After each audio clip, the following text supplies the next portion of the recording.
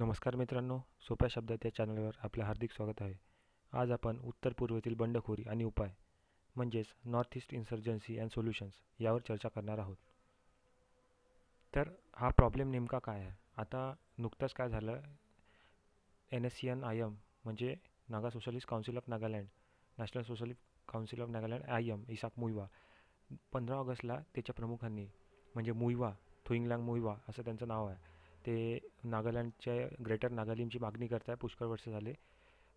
तर त्यांनी independence day speech दिलं, खास म्हणजे नागा देश असा वेगळा आहे बा त्याच्यासाठी. तर त्यावरून म्हणजे तशी तर इन्सर्जन्सी किंवा घुसखोरी बंडखोरी कमी झालेली आहे उत्तर पूर्वेतली. आधी पुष्कळ होती पण अजूनही काही प्रमाणात आहे. तर त्याच्याबद्दल आपण बघणार आहोत. तर याचा इतिहास काय आहे आणि काय म्हणजे काय प्रॉब्लेम आहे, काय उणीव राहिलं आहे एवढ्या वर्षात.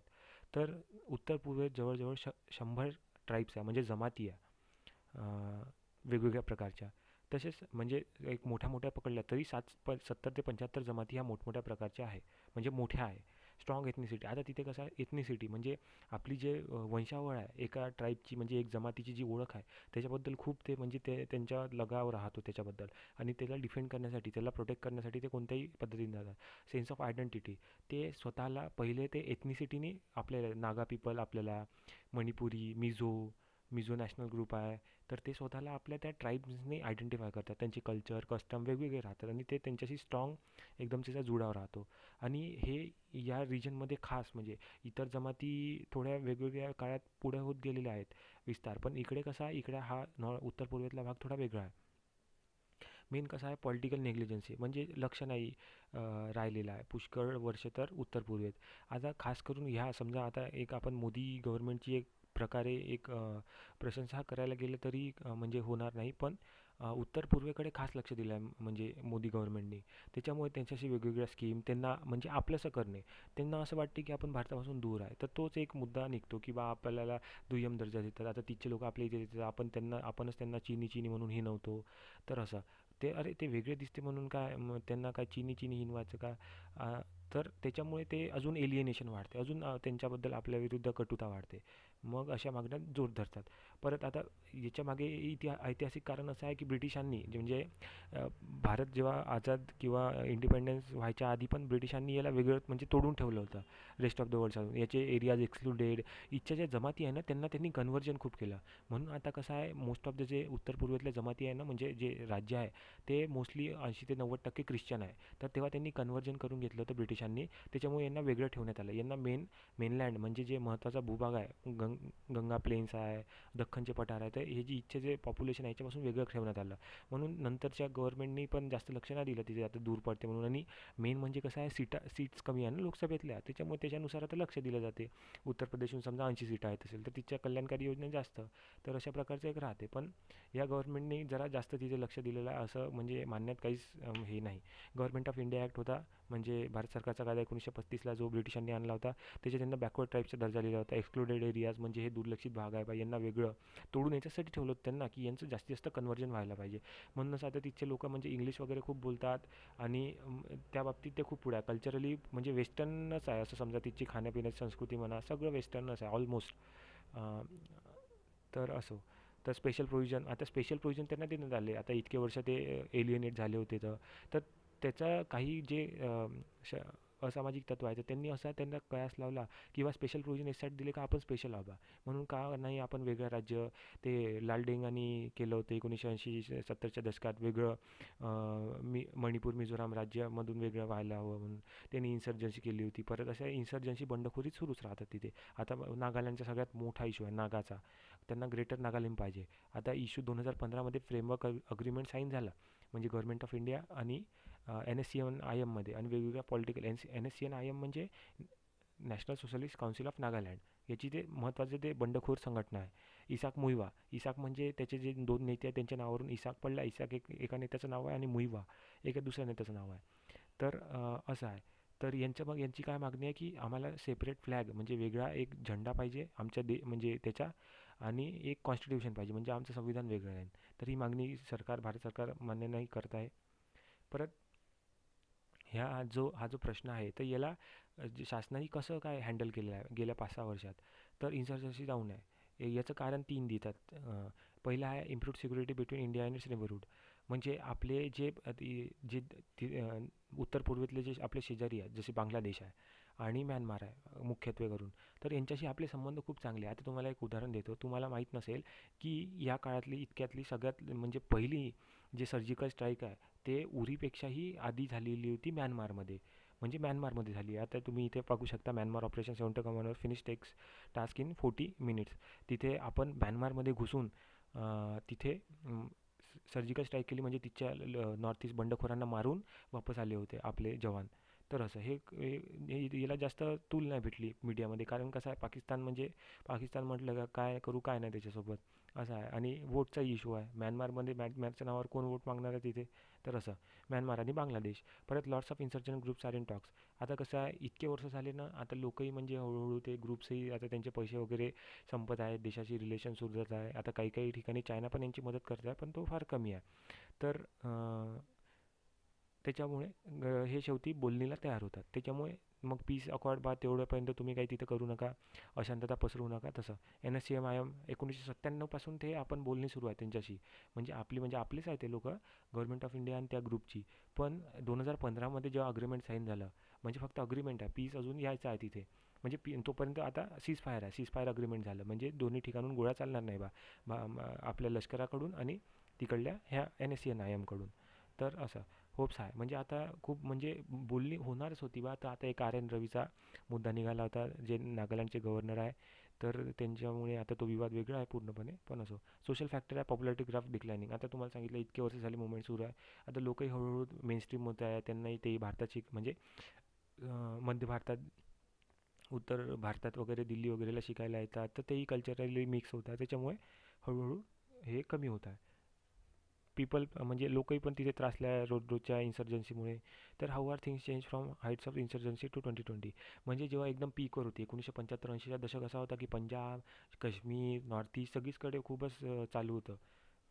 त्याच्यात आपण दोन लंका, त्याच्यात आपण आपले दोन प्रधानमंत्री गमावले, एक इंदिरा गांधी आणि 91ला राजीव गांधी, जे पूर्व प्रधानमंत्री होते तेव्हा. तर approach of government and group वेगवेगळा आहे. म्हणजे शासन बदलत जाते पण तिथे स्थैर्य राहते ना. आता ग्रुपचं कसं आहे, म्हणजे जे बंडखोर जे संघटन आहे, त्याचा समजा एक लीडर राहते, तोच लीडर राहते, एक करिश्माई लीडर राहते. तर त्याच्या मागे संघटना राहते. आता कसा तो त्या काळी जवान होता, आता तो बुडा होत चाललेला आहे.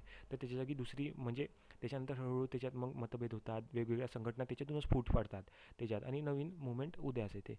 तर त्याच्यामुळे असं सस्टेन करणं खूप कठीण आहे. आता जे एक कंप्लीट जनरेशन होती ना, जेव्हा हे जे सगळं बंडखोरी सुरू झाली होती, तेव्हाचे जे लीडर्स आहेत ते आता खूप ओल्ड झाले, बुडे. आता मुईवाचं उदाहरण घेतलं, तो बुडा झालेला आहे आता. तर नवीन त्याच्या जागी येणे जरा मुश्किल वाटत आहे. स्प्लिंटर ग्रुप्स आहे. स्प्लिंटर ग्रुप्स म्हणजे जे बंडखोर, त्या बंडखोर ग्रुपमधूनही काही बंडखोरी करतात आणि वेगळी आपली हे काढतात, पोळी शिजवतात. तर असो, आता NSCM-IM आहे, ते टॅक्स वगैरे कलेक्ट करतात तिथे स्वतः, भलेही भारत सरकार कलेक्ट करत असो, तर ते म्हणतात की आम्ही पण करू बा असं. आपले रिलेशन पण चांगले आहे म्यानमार आणि बांगलादेशशी, हेही झालं. इशू स्टील देअर, म्हणजे असंही नाही बाप का इशू पूर्णपणे संपला आहे.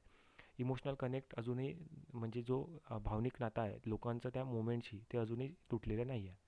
What are some of the aspects that need special attention. म्हणजे असे कोणते काही मुद्दे आहे का की ज्याला खास लक्ष देण्याची गरज आहे. तर पहिला मुद्दा आहे कॉम्प्रेहेन्सिव्ह कनेक्टिव्हिटी. आता मेन मुद्दा कनेक्टिव्हिटीचा. आता तुम्हाला चिकन नेक कॉरिडॉर सांगितला. चिकन नेक कॉरिडॉर आहे म्हणजे पश्चिम बंगालमधला तो 30 किलोमीटरची आडवी पट्टी आहे बस.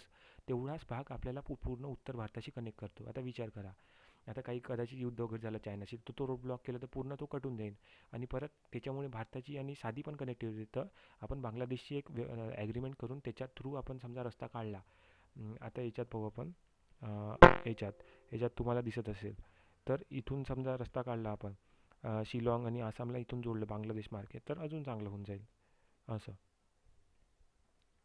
परत नागा प्रॉब्लेम्स, मेजर इशू. एकच आता सगळ्यात मोठा प्रॉब्लेम नागा प्रॉब्लेम राहिलेला आहे. त्याला 2015चं अग्रीमेंटही झालं, पण आता परत काही ना काही खटपट सुरू आहे. एक्सटर्नल रिलेशन विथ म्यानमार आणि बांगलादेश ते चांगले आहे, ते झालं. तर याचं अजून चांगलं करायला पाहिजे आपण. What challenges remain from security and intelligence point of view, what is that is still lingers on, how do we address that. म्हणजे आता अजून काय आव्हान आहे सिक्युरिटी, म्हणजे सुरक्षेच्या दृष्टिकोनातून, आणि इंटेलिजन्स म्हणजे जे आपल्याला इनपुट्स भेटतात त्याच्या दृष्टिकोनातून, आणि कोणते असे इश्यू आहे की त्याला आपल्याला ॲड्रेस करायचा आहे. आता क्वाईट अँड काम, आता सिक्युरिटी आहे जो क्वाईट अँड काम म्हणजे कोणी समजा शांतता असेल, आता असं काश्मीरमध्ये ब्लॅकआउट आहे, सगळे शांत आहे म्हणते, तर तिथे कधी भावनिक उद्रेक होईल. आता त्या तुफानसे पहिले शांती होती आहे म्हणते, तर तसं म्हणजे असायला नको बा, असा म्हणत आहे. Cannot be taken for granted and policy situation. आता शांतता ही जी आहे, जोपर्यंत एखादा अग्रीमेंट होत नाही तोपर्यंत त्याला म्हणजे शांततेला आपण अग्रीमेंट समजू नये का बा तिथचे लोक सगळे विसरले बा. Faction should be address. आता किती लहान फॅक्शन असो ते, म्हणजे किती लहान बंडखोर ग्रुप असो, त्याला ॲड्रेस करायला पाहिजे. आता नुकतंच एक चंदेल नावाचा डिस्ट्रिक्ट आहे मणिपूरचा, तिथे 3 आसाम रायफल्सचे जवान मारले गेले होते. तर ते ग्रुप इतका छोटा होता, पण त्यांच्याकडे आर्म्स आले होते. आर्म्स म्हणजे हे बंदुका वगैरे. आता ज्या समाजाला बंदुकाची सवय लागली, तो समाज म्हणजे चटक लागली, तर ते एक प्रकारचं व्यसनच आहे ना. मग कोणती सोल्युशन ते बंदुकाच्या जोरावरच शोधतात. आता डोंट लोअर गार्ड म्हणजे आता काही म्हणजे स्वस्त बसण्याची वेळ नाही अजून तरी. पुढे इम्पॅक्ट्स ऑफ डेथ्स पाहिजे तिथे.